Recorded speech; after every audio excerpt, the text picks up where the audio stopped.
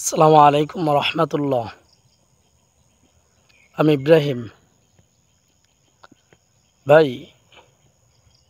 Content creator হতে হলে অথবা আপনি যেটাই বলেন, যে পন্থাই বলেন, উপরের সিঁড়িতে উঠতে হলে আপনাকে লোকের কথা শুনতে হবে, কঠোর পরিশ্রম করতে হবে।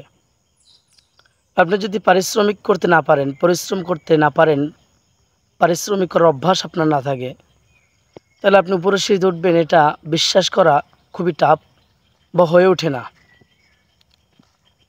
ছাত্র বলেন, চাকরিজীবী বলেন, যেটাই বলেন, প্রত্যেকটা সেক্টরে লোকের কথা শুনতে হয়।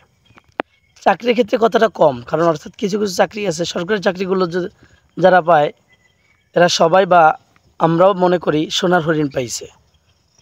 কিন্তু আসলে ভাই, সোনার হরিণ তো তখনই যখন ব্যক্তির বয়স শেষ হয়, তখনই সোনার হরিণ।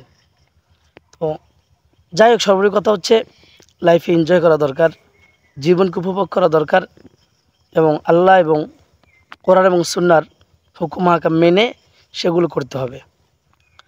তো এই কন্টেন্ট ক্রিয়েটর যারা করেন, এখানে প্রথম অবস্থা অনেকে অনেক কথা বলবে আপনাকে, সেটা কটুবাক্য বলবে বা আপনাকে নিয়ে হাসাহাসি করবে অনেকে, বা আপনার একটা ডায়লগ হতে পারে হাস্যকর, সেটা নিয়ে আপনাকে গবেষণা করবে, আপনাকে বিভিন্ন পন্থায় একটু অর্থাৎ কি বলে অপমান করার চেষ্টা করবে।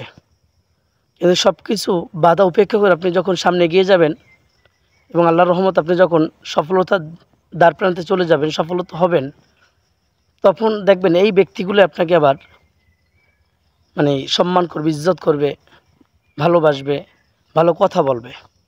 আর এটা মিলেই দুনিয়া। অর্থাৎ একজন ব্যক্তি আপনাকে খারাপ বলবে, আবার সেই আপনাকে ভালো বলবে। এজন্য সর্বোপরি কথা হচ্ছে কি ভাই, ভালো কাজ করার জন্য মন মানসিকতা তৈরি করে এগিয়ে যাওয়া।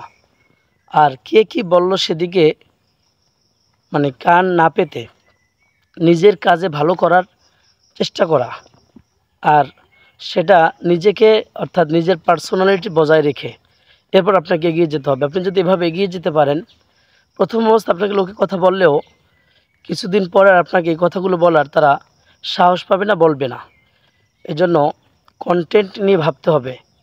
যারা ভালো কন্টেন্ট তৈরি করে তাদের কন্টেন্টগুলো দেখতে হবে। এছাড়াও আমি আগে একটা ভিডিওতে বলছিলাম গুগল বা চ্যাট জিপিটির সাহায্য নিতে পারেন। তাহলে আশা করা যায় আপনারা ভালো কন্টেন্ট তৈরি করতে পারবেন এবং আপনাদের জন্য ভালো কন্টেন্ট তৈরি করা সহজ হয়ে যাবে।